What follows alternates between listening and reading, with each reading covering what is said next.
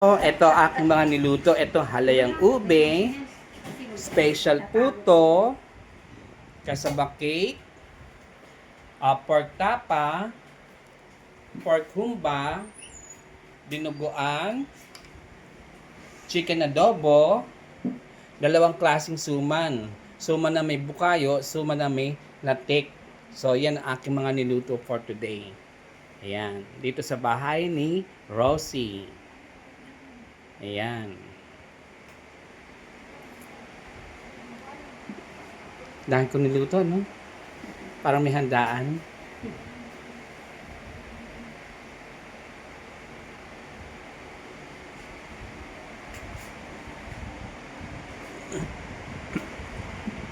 Eto pork tapa to.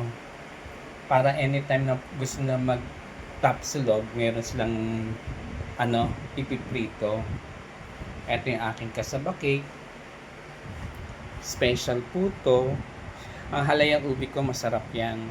Purong ubi talaga yan. Eto dinuguan, pork humba, chicken adobo, tsaka suman. Kasaba.